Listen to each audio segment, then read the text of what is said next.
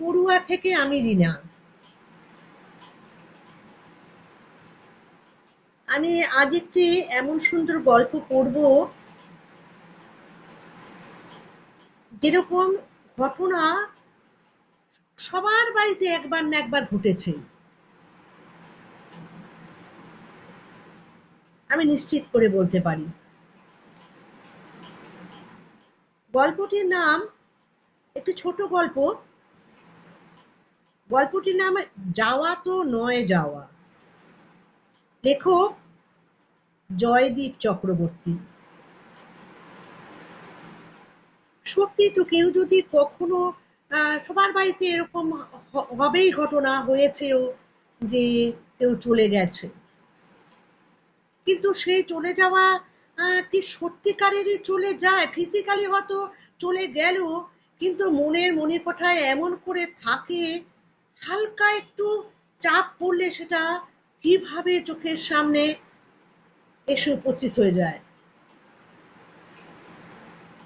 এরকম বাড়ি তো আমি কেন, কেউ সবাই জানে যে সবার বাড়িতে এই ঘটনা ঘটেছেই ঘটেছে। কাজে এটা এমন একটা ঘটনা নিয়ে আমি মানে বলছি আমি, যে সেটাকে অনেকবার আমি ইমোশনাল হয়ে পড়েছি। কাজে আমি প্রথমে এই কথাকে নিয়ে, আর আমি গল্পটা পড়তে তো হবে, তাই আমি বেশি কথা বলবো না।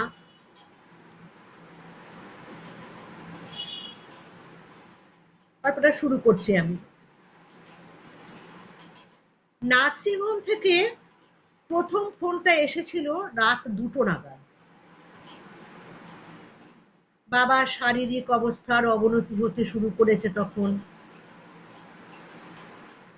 দ্বিতীয় ফোন এলো ভোর 5টায়। রাতে ডিউটিতে থাকা রেসিডেন্সিয়াল মেডিকেল অফিসার আবেগহীন ভরাট গলায় বললেন, পেশেন্টের বিপি দ্রুত ফল করছে। ভেন্টিলেশনে থাকা সত্ত্বেও অক্সিজেন স্যাচুরেশন এই মুহূর্তে 70-এর নিচে। যেহেতু নার্সিংহোমের কাছেই থাকেন, তাই বলছি, বাবাকে দেখতে চাইলে যত দ্রুত সম্ভব চলে আসুন। বুঝতে পারলাম বাবা চলে যাচ্ছেন, হয়তো চলে গেছেন এতক্ষণে। কাল বিকেলে গিয়েছিলাম যখন, তখনও চোখ মেলে চাইলেন। দুর্বল হাত দিয়ে আমার ডান হাতটা আঁকড়ে ধরার চেষ্টা করলেন। কিছু একটা বলতে চাইছিলেন বোধহয়, কিন্তু মুখে নল, নাকে রাইস টিউব, কিছু বলার উপায় ছিল না তার। আমার উদ্দেশ্যে বাবার শেষ বার্তাটুকু অব্যক্তই থেকে গেল। মানুষ যখন একেবারে চলে যায়, সঙ্গে কত না বলা কথাও নিয়ে যায়। বাবা এখনো আছেন হয়তো, তবু দু চোখ ঝাপসা হয়ে গেল আমার। আমার দিকে তাকিয়ে সাথী বোধহয় কি ঘটেছে বুঝতে পেরেছিল। আমাকে তাড়া দিয়ে সে বলল, অমন জুবুথুবু হয়ে দাঁড়িয়ে রইলে কেন?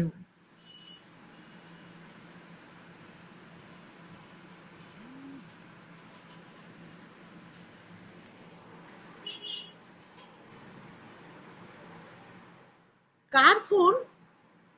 নার্সিংহোম থেকে? হ্যাঁ, কোনো ক্রমে বললাম। শেষ বোধ হয়, বলতে আমার গলা কেঁপে গেল। বোধ হয় আবার কি? সাথী বিরক্ত হয়ে বলে, তোমার সঙ্গেই তো কথা হলো এক্ষুনি। কি বললো? কন্ডিশন খুবই ক্রিটিক্যাল, যেতে বলছে। চলো, আমিও যাব, বলেই দ্রুত তৈরি হতে শুরু করলো সাথী। আমি মৃদু গলায় বললাম, তোমার যাওয়ার কি দরকার? আমি তো যাচ্ছি। এখনই যা নার্ভাস দেখছি তোমাকে, ঈশ্বর না করুন গিয়ে তেমন কিছু দেখলে তুমি তো ওখানেই ফিরমে খেয়ে পড়েই যাবে। আমি আর আপত্তি করিনি। জানি আপত্তি করলেও সাথী শুনবে না।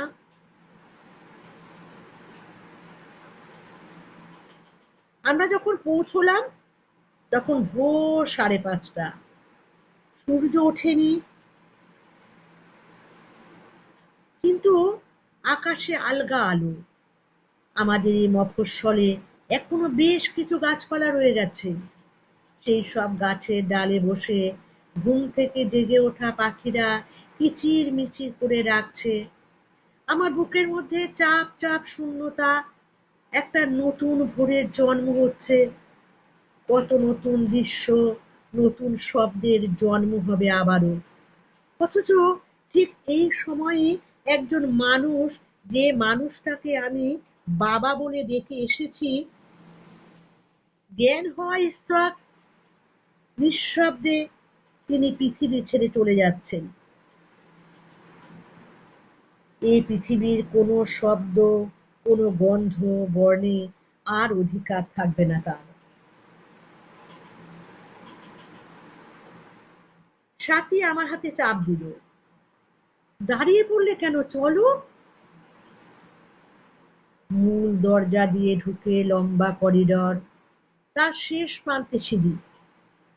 আমাদের দোতলায় যেতে হবে। নার্সিংহোমের একজন কর্মী নিচেই দাঁড়িয়েছিলেন। আমরা মূল দরজা ঠেলে ভেতরে ঢুকতেই উনি চাপা গলায় বললেন, ওপরে চলে যান, ডাক্তারবাবু আছেন ওখানে। আমরা বাইরে জুতো খুলে রেখে আইসিইউর কাচের দরজা ঠেলে ভেতরে ঢুকলাম। কাল যেমন দেখেছিলাম বাবা তেমনই চিত হয়ে শুয়ে আছেন। চোখ বোঝা, সাঁই সাঁই শব্দে অক্সিজেন ঢুকছে মুখের মোটা নল দিয়ে, নির্দিষ্ট ছন্দে। বাবার বুক ওঠানামা করছে কি বুঝতে পারলাম না। সাথী বাবার মাথার উপরের দেওয়ালে লাগানো মনিটরের দিকে তাকিয়ে আছে চুপ করে। ডাক্তার বললেন, আপনাদের সামনে আমরা পেশেন্টের একটা ইসিজি করব। কার্ডিওগ্রাফ ফ্ল্যাট এলে ওই সময়টায় অফিসিয়াল টাইম অফ ডেথ হিসাবে অ্যানাউন্স করব। সাথী আমার হাতটাকে শক্ত করে চেপে ধরল। সাথী ভেবেছিল আমি বাবার মৃত্যুর মুখোমুখি দাঁড়াতে পারবো না, অথচ সেই আমি দিব্যি অবিচল আছি। সকাল থেকে এখনো পর্যন্ত যাবতীয় কর্তব্য পালন করছি ঠান্ডা মাথায়। কোন কোন আত্মীয়কে ফোন করব, প্রতিবেশীদের মধ্যে কাদের খবর দিতে হবে, স্বর্গরথ কার থেকে নেব,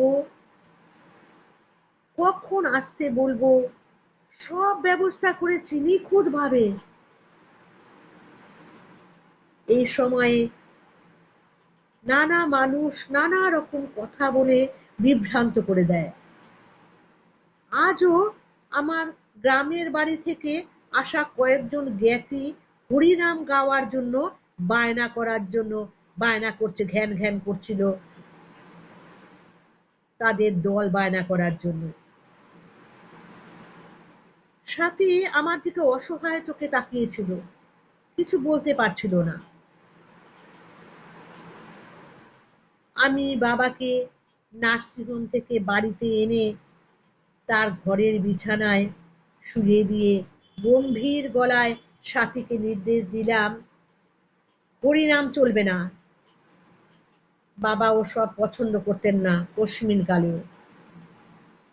তার প্রিয় রবীন্দ্রসঙ্গীত বাজাও ব্লুটুথ স্পিকারে। সাথে মৃদু ভলিউমে চালিয়ে দিল সম্মুখে শান্তি পাড়াবার। বাবা বিছানা চিত হয়ে শুয়ে, চোখ বোঝা। আমি জানি তিনি নিবিষ্ট চিত্তে গান শুনছিলেন। অনেকে এসে বাবার শরীরে গোলাপ ছাড়া শুধুই সাদা ধপ ধপে রজনীগন্ধার মালা পরাচ্ছিল। ঘরে ধূপ জ্বলছে, ফুল আর ধূপ মিলেমিশে অদ্ভুত গন্ধ ঘরময়। সেই গন্ধে আমি বাবার শরীরের চেনা গন্ধটা পাচ্ছিলাম না। আমার অস্বস্তি হচ্ছিল। সাথী আমার পাশে ছিল। বাবার শরীরে মালার স্তূপ বাড়ছে দেখে আমার একটা কবিতার কথা মনে পড়ল। আরো অনেক কবিতার মতো বাবা এই কবিতাটাও প্রায় আবৃত্তি করতেন। সুভাষ মুখোপাধ্যায়ের কবিতা।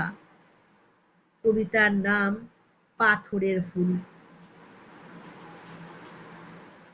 মানিক বন্দ্যোপাধ্যায়ের মৃত্যুর পরে লিখেছিলেন। চমকে উঠে চাপা গলায় বললাম, ফুলগুলো সরিয়ে দাও সাথী, বাবার লাগছে।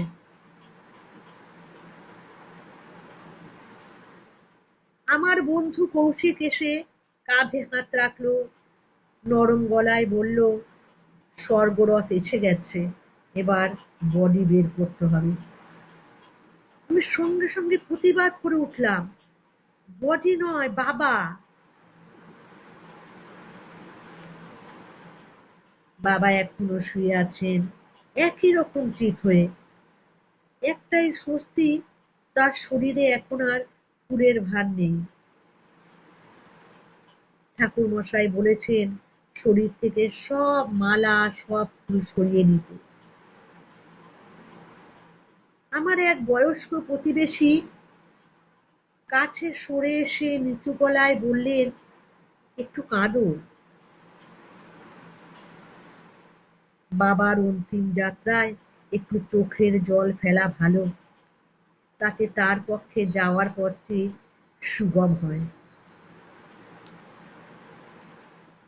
আমি উল্টো কথা জানতাম।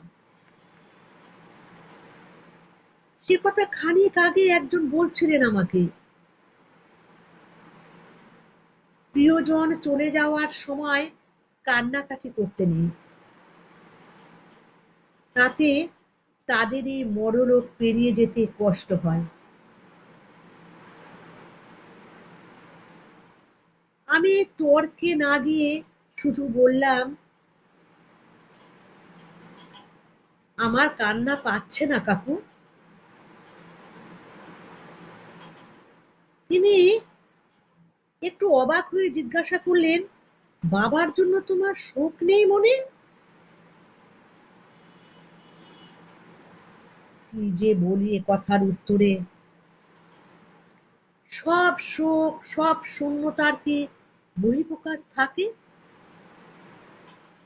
তিনি আমার পিঠে হাত রেখে বললেন, জানি হে বাপু, অতিরিক্ত শোক মানুষকে পাথর করে দেয়। তবে কি জানো, তোমার বাবা তো বয়সে গেলেন, ৮৭ বছর তো কম নয়। কজন আর এই আয়ু পায়? তোমরা মনে মনে হয়তো তৈরি ছিলে। আমি বাবাকে হারিয়েছিলাম তখন আমি হার্ডলি ২২ কি ২৩। ভালো করে নিজের পায়ে দাঁড়াতেই পারিনি তখন। আমি উত্তর দিলাম না। বুঝতে পারছিলাম না তিনি আমাকে সান্ত্বনা দিচ্ছেন নাকি আমার শোককে লঘু করে দেখানোর চেষ্টা করছেন। তা না হলে শেষের কথাটি কেন উল্লেখ করলেন তিনি এই সময়? দীর্ঘ ঘণ্টার ধ্বনি জানান দিল আগের সবটির দাহ সম্পূর্ণ হয়েছে। পুরোহিত মশাই ডাক দিলেন আমাকে, আসুন, এবার ওকে শেষ যাত্রার জন্য তৈরি করে দিতে হবে। আপনার কাজগুলো করে ফেলুন ঝটপট।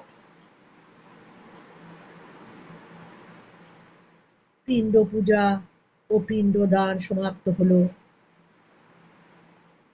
আগুন হাতে বাবাকে প্রদক্ষিণ করছি। শ্মশান যাত্রীরা ঘিরে আছে আমাকে। কেউ কেউ এ সময়ে নানা নির্দেশ দিয়ে চলেছে আমাকে। সব কথা কানে ঢুকছেই না আমার। শ্মশানের পুরোহিত মশাই অভ্যস্ত পেশাদারিত্বে মন্ত্রোচ্চারণ করছেন। ওং কৃত্বা দুষ্কৃতং।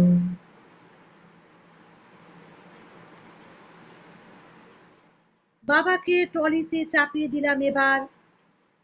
বৈদ্যুতিক চুল্লির মুখ খুলে গেছে। ক্ষুধার্ত আগুন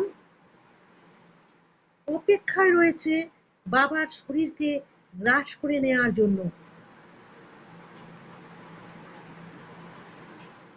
চুল্লির পাশের হাতলে চাপ দিল শেষ কাজের কর্মীটি। বাবা ঢুকে পড়লেন অগ্নিগহ্বরের মধ্যে।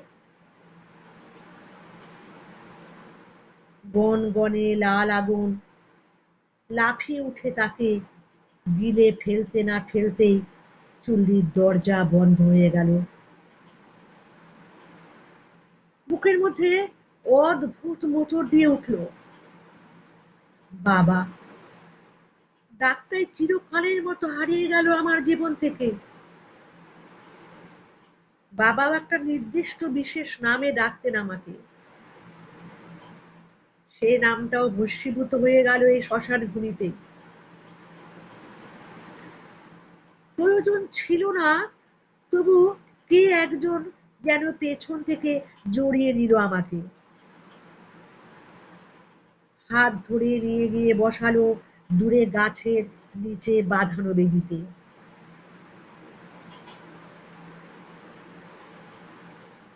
আমাদের পাড়ার নবগোপাল দা এসে কাঁধে হালকা চাপড় মারল। এখনো পাক্কা ৪০-৪৫ মিনিটের মামলা। ফালতু বসে থেকে কি করবে, চলো চা খেয়ে আসি। তোমরা যাও, আমার ভালো লাগছে না, মাথা ঝাঁকিয়ে বললাম। আমার জীবনের সবচেয়ে প্রিয় মানুষদের একজন তুমুল উত্তাপে পুড়ে ছাই হয়ে যাচ্ছেন। এতদিন সম্ভ্রমে যত্নে ভালোবাসায় আগলে রেখেছিলাম তাকে। তারও আগে আরো যত্নে তিনি আগলে রেখেছিলেন আমায়। মাত্র ৪০ মিনিট, তার মধ্যে কয়েক টুকরো অস্থি আর এক খণ্ড মাংসপিণ্ডে পরিণত হয়ে যাবেন তিনি। এর মধ্যেও খিদে পায় আমাদের। এইটুকু সময়ও কি তাকে দিতে পারি না আমরা? এতটাই অতিরিক্ত হয়ে গেলেন তিনি কয়েক ঘন্টার মধ্যে।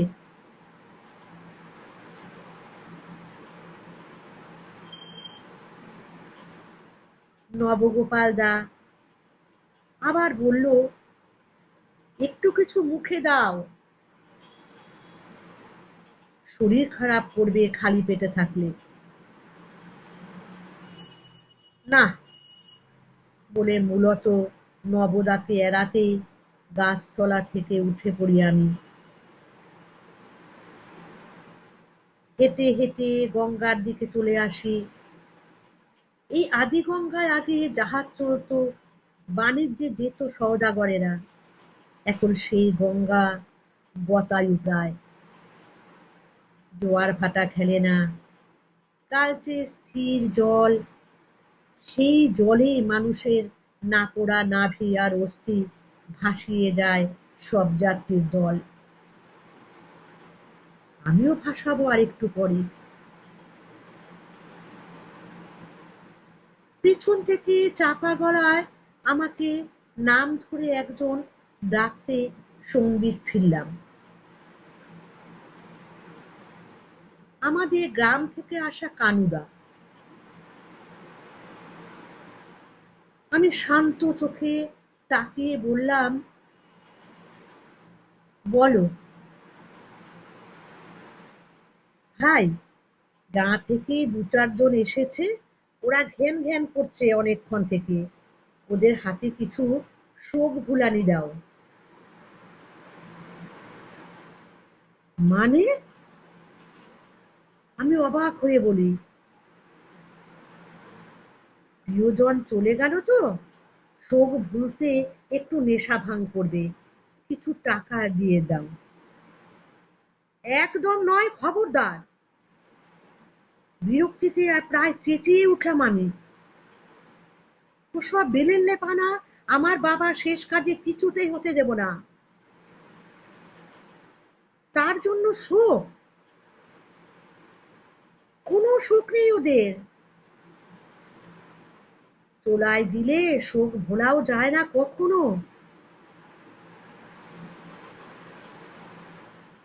তা হয়তো যায় না, তবু গ্রামে মরা পোড়াতে গেলে এসব একটু হয়েই থাকে গো। মানে পুরনো প্রথা আর কি। আমি এ প্রথায় বিশ্বাস করি না। কালুদার মুখে মরা শব্দটা শুনে গা জ্বলছিল। কেমন যেন অভক্তি মেশানো ছিল শব্দটায়।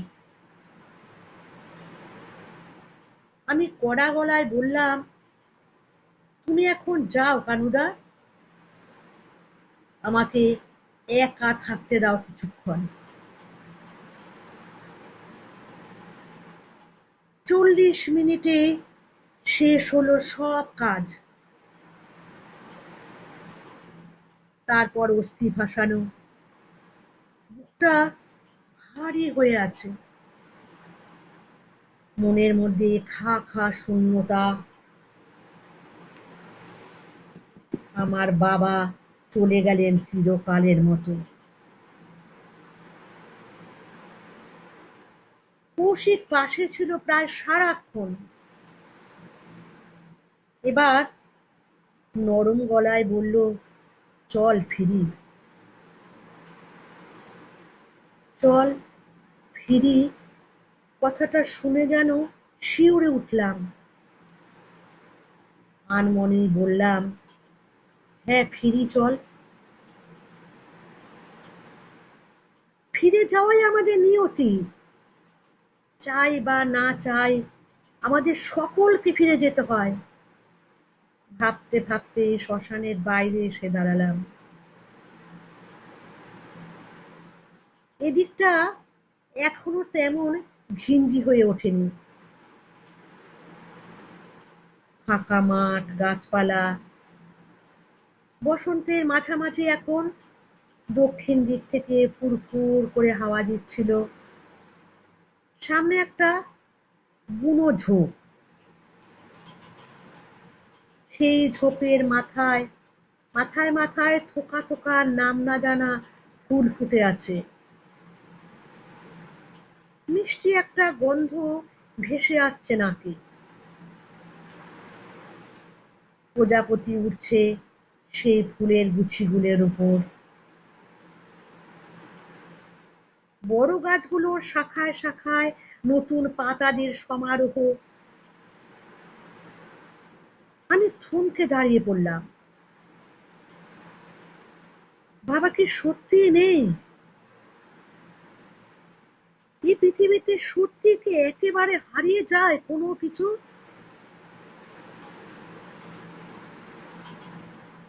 কৌশিক বলল, কি হলো, দাঁড়িয়ে পড়লি কেন?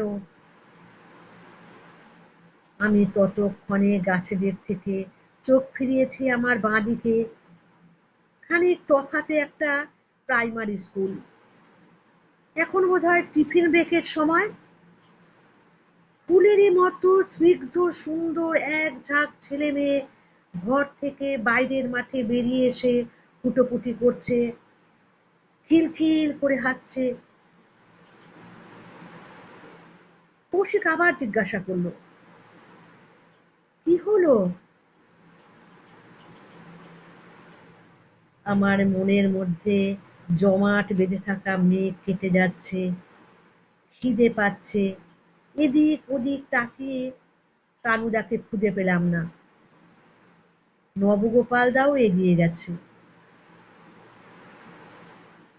পাশের দোকানের দিকে এগোতে এগোতে কৌশিককে বললাম, আয়। ফিরে যাওয়ার আগে ওই ঝুপড়ি দোকানের নড়বড়ে বেঞ্চে বসে এক কাপ করে চা খেয়ে যাই। এখন চা খাবি? কৌশিক অবাক হয়ে তাকিয়ে রইল আমার দিকে।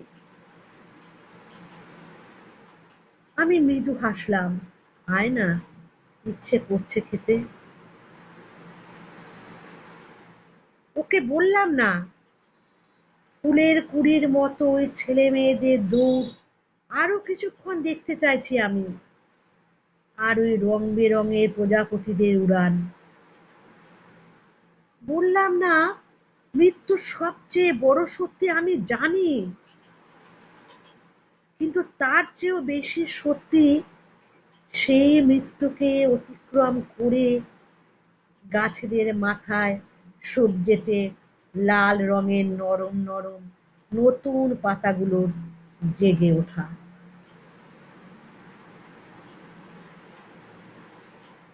আজকের মতো গল্পটা আমি এখানে শেষ করলাম।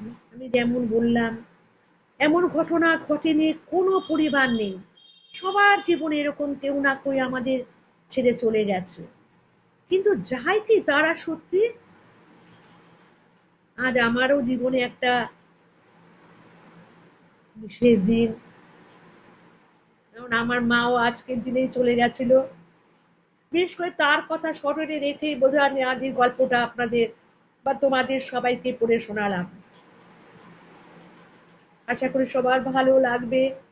একটা বাস্তব ঘেঁষা কাহিনীও বলা যায়। নমস্কার, আজকের মতো বিদায়।